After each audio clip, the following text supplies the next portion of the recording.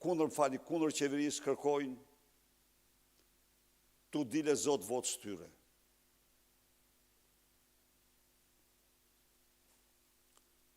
Protesta sot para parlamentit fillon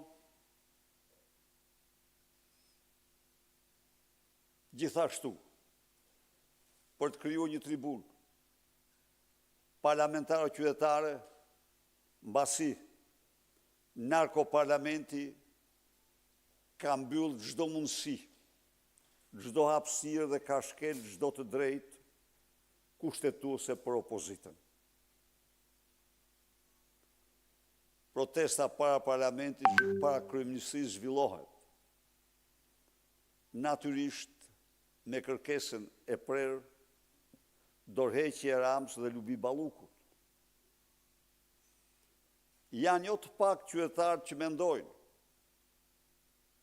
se kjo protestë duhet zhvillohej para Ministrisë së Ekonomisë Energjetikës, por jo, sepse nuk është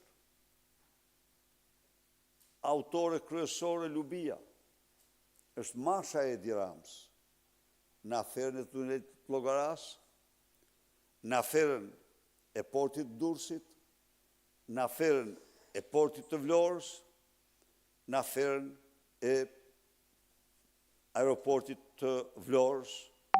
Pra, e vërteta, ajo ishte thjesht një instrument, një person që Edi Rama e ka përdorur për 25 vitesh për të gjitha vjedhjet e tij.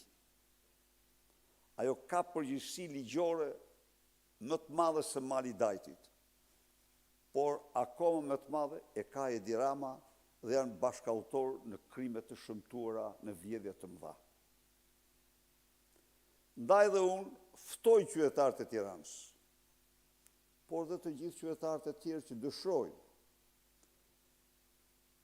të paraqiten në këtë protestë, të nisim sezonin e vazhdueshëm të protestave të vazhdueshme,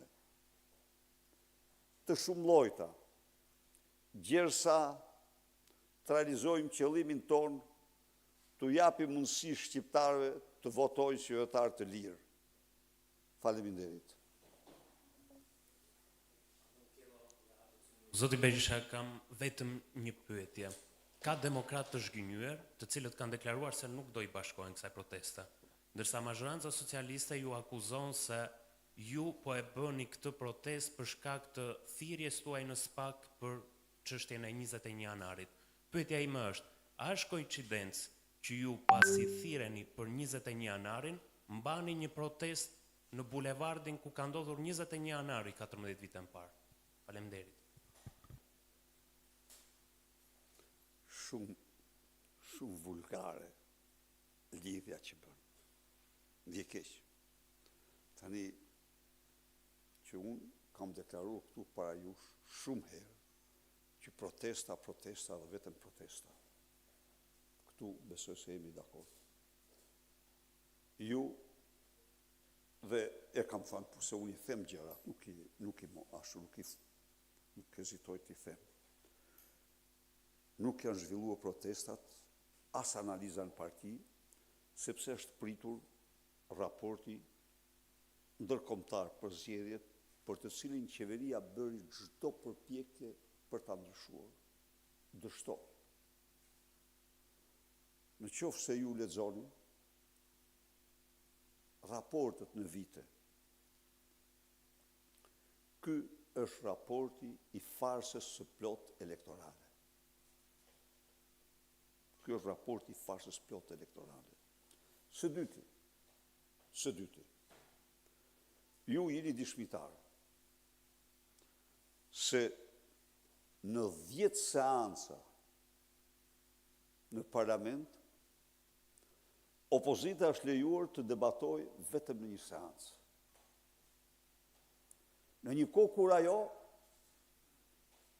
duhet kishte debatuar në çdo seancë dhe orë të tëra. Pra, Edi Rama, ka zgjedhur të mos lejoj debatin në parlament. Një kryeministër që voton qeverinë e tij dhe programin 4 vjeçar për 28 minuta, nuk meriton kur as 20 minuta të qëndrojë kryeministër. Ai ka aq frikë dhe të merr nga krimet e tij dhe nga bëmat e tij, sa që nuk duron dot asnjë orë debat. Jo vetëm kaq,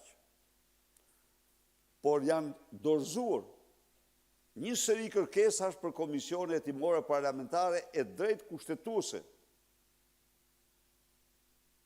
Dhe që të gjitha janë hedhur poshtë. Absurditeti i Edi Ramës shkon në atë shkallë, sa që hidhet me vot poshtë e drejta kushtetuese, detyrimi kushtetues i interpelancës. S'ka ndodhur kur. Nuk ka ndodhur kur. Jo vetëm për Edi Ramën, ministrat e tij. Thirret për interpelancë ministri i Shtetësisë për krimin monstruoz të njerëzimit që është lënia pa ilaçe të smurëve me procese neoplazike. Dhe narkoparlamenti voton kundër interpelancës. Pra, kemi të bëjmë me një konfiskim të plot të parlamentit. Atëherë, cila është zgjidhja? Parlamenti në shesh. Tani, vim tek ajo thirrja. Nuk mund të ketë asnjë lidhje. E kam thënë, e them, absolutisht për çdo gjë.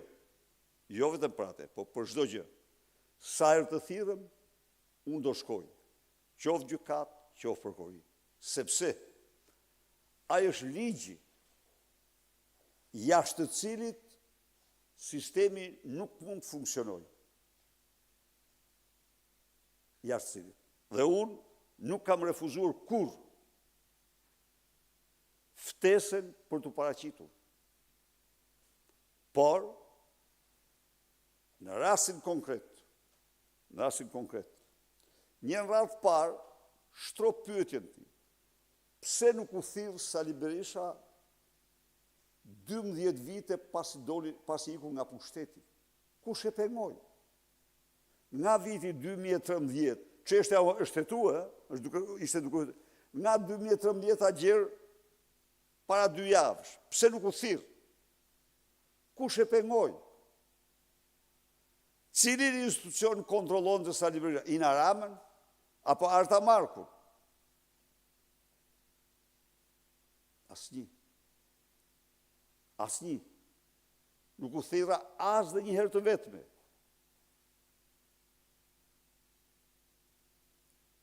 Dhe në rast se do thirresha, pa diskutim, që unë do paraqitesha. Pra, nuk u thirra se kishin frikë nga dëshmitë e mia. E tëra është kjo, nuk jam thirrur se kishin frikë nga dëshmitë e mia.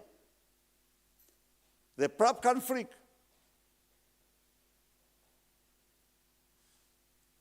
Çfarë ishte ajo?